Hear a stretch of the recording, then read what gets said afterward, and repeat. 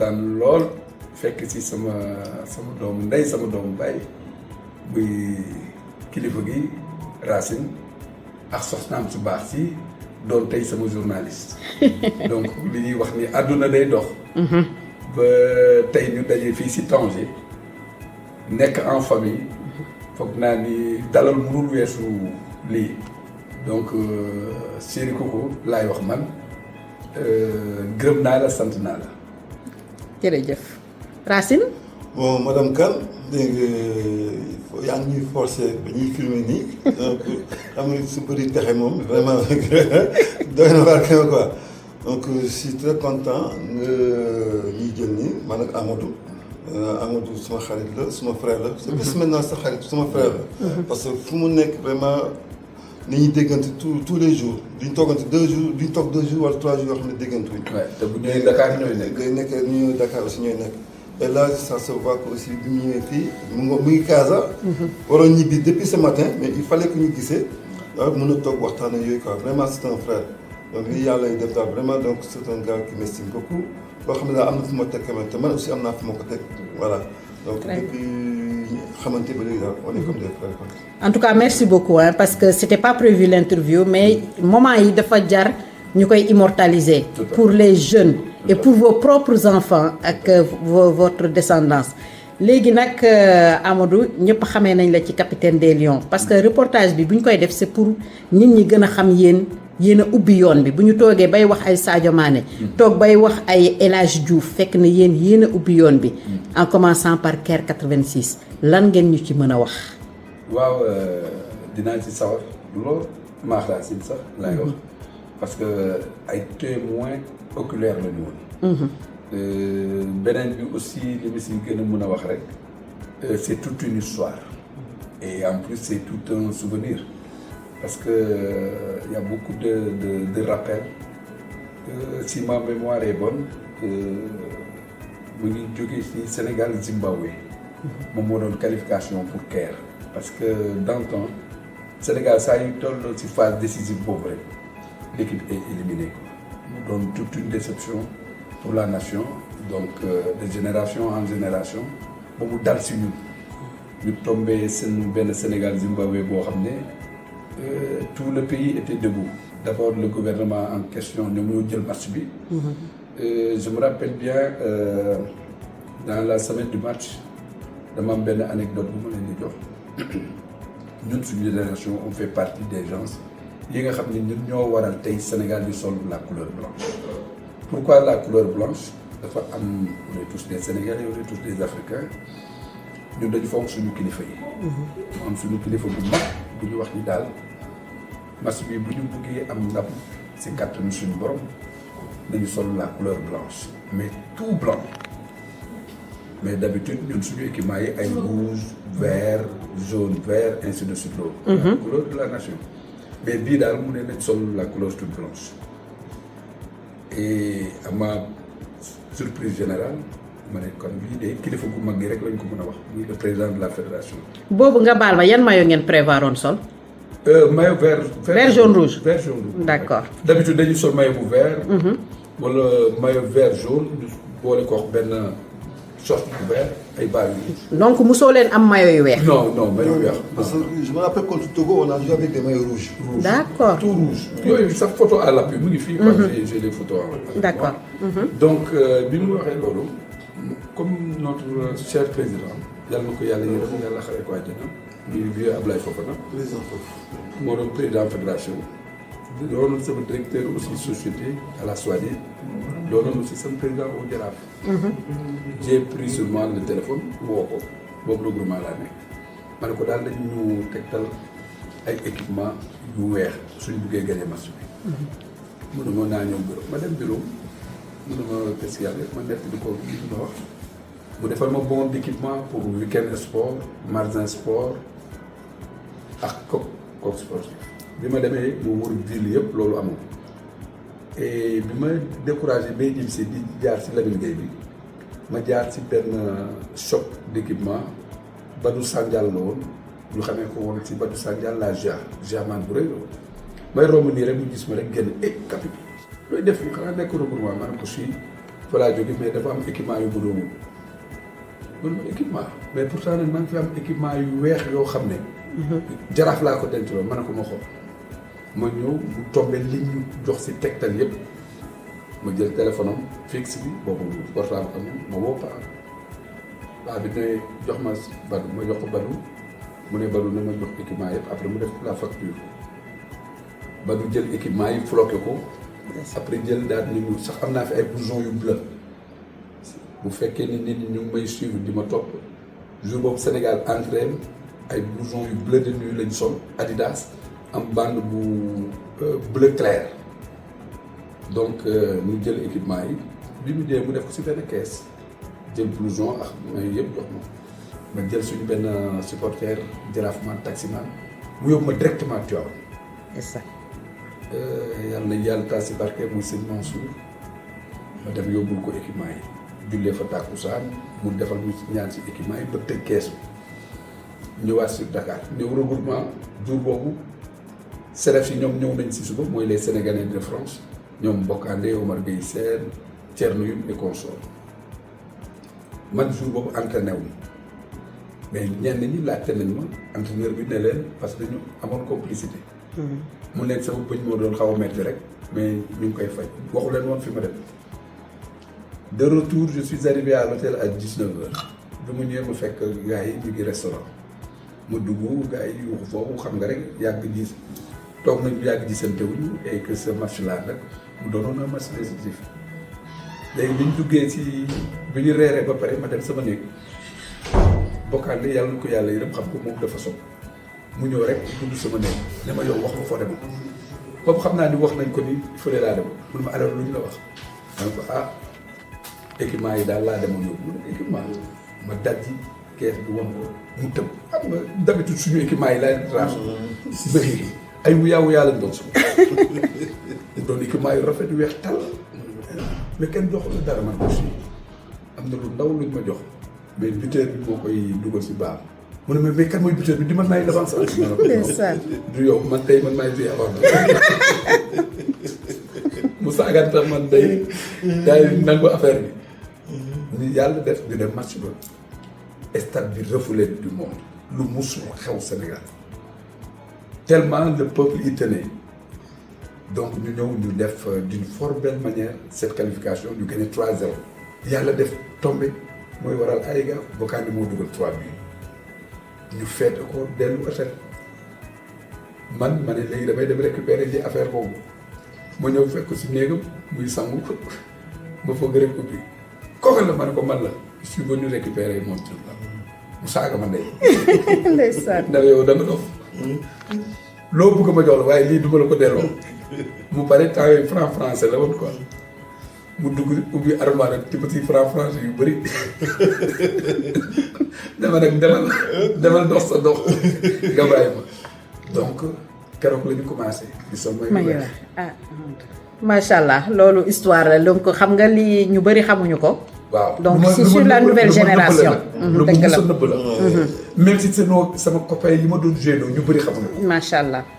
c'était du top secret comme on dit. donc macha allah te pare am na leneen lu gën a grave. on m'a réveillé à minuit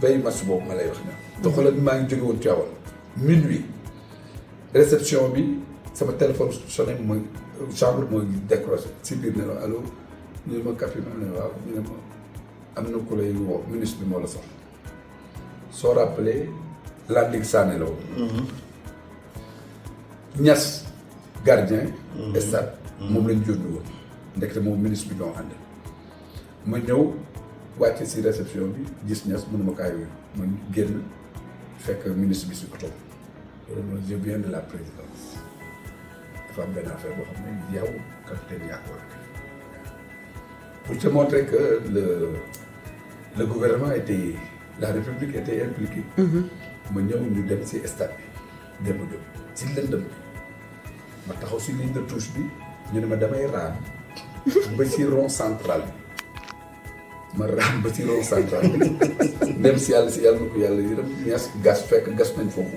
ñu jox ma xam moom sama bopp la xam ma bopp Racine mais lu rëy la daal loo bopp ndeysaan. ma jël suur ko ñu ne ma su ma ko suuree pare damay wane ginnaaw jóg taxaw mais dootuma gestu ma def loolu wane ginnaaw dem ba du ma duggaatee si automobile bi ñu wàccee ma loolu def naa ko. j'espère que loolu yëpp tax na ngeen gagné ngeen match bi. 3-0 macha allah mais la tombé dafa waral ay gars mais tout ça c'est pour te montrer que rek. détermination bi population bi amoon. yéene bi. beneen bi aussi ñun cette génération dorée.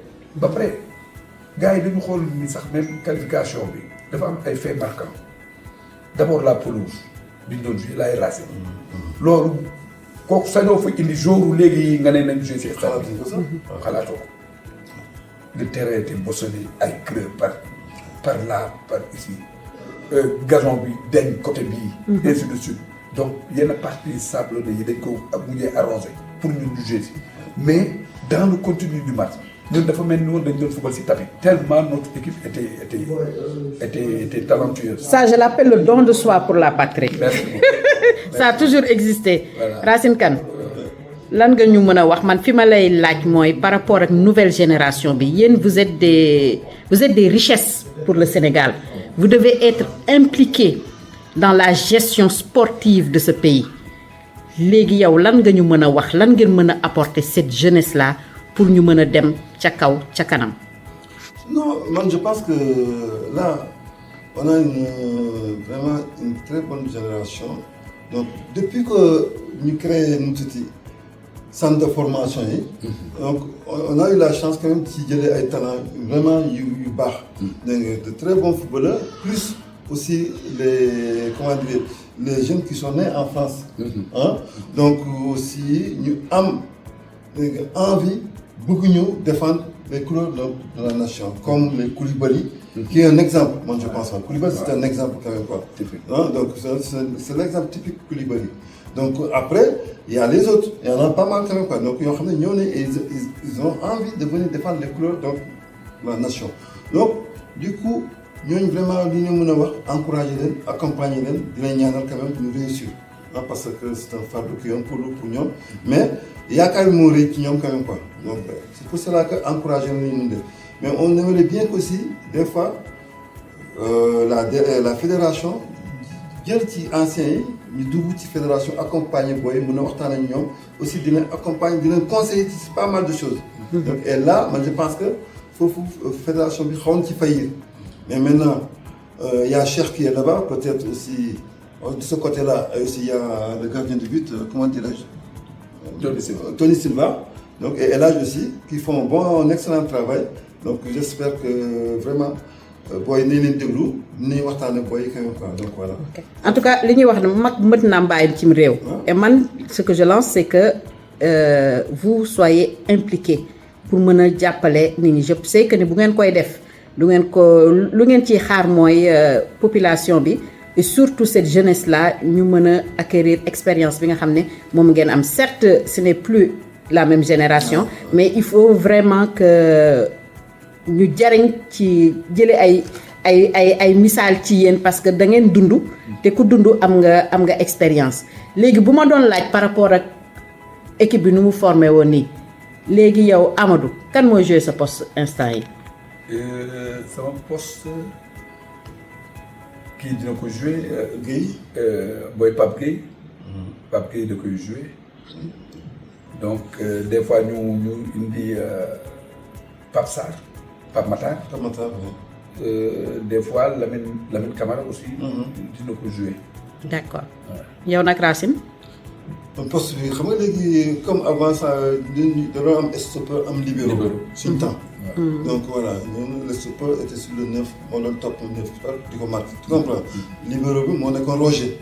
moom moo doon couvrir. da doon fort bal yi les balles perdues. duel yëpp bal yi jàll yëpp moom moo ko doon récupérer mën a relancer quoi. donc voilà donc c'est totalement différent léegi maintenant ces zones là le football bi ça dépend léegi marquage de zone lay doon quoi bu ñëwee suma côté mu jël la. bu ñëwee côté bandi jël quoi voilà. donc amatul comme suñu système avant parce que avant dañoo am libéro et du moment que donc bloc équipe bi dañuy former léegi équipe dañuy teel a yéeg aligné wu dépassé aligné wu. mënut am libéro. parce que libéro bu génnee day couvrir donc day annulé day. effacer hors-jeu yi. d'accord donc loolu football actuel bi loolu quoi. donc de telle sorte que ce n'est plus pareil comme avant. moo tax démb je n'ai pas compris maa ngi seetaan Sadio Mané mais dama koy gis ci aile bi parfois. léegi. mais moom postom xam nga Sadio des fois nit ñi dañuy réeree mbir waaye li koy jëloo li mu koy joué comme tu dis. si aile bi la ko jëloo. donc loolu moom la ñu tuddee excentré aujourd'hui. mais li nit ñi doon xaar ci moom. mu doonoon force am. c'était quelqu'un d'explosif. Sadio bu joree rek bu buddee ko nga ne Sadio ñëw na mais ce n'est plus ça parce que y a l'âge non seulement mais beneen bi aussi boo xoolee attention le championnat où il joue. xam nga rythme yi du bokk. benn explosivité bi day wàññeeku ci moom. beneen bi y a l'âge. xam nga donc noonu ñuy xaaree ci moom.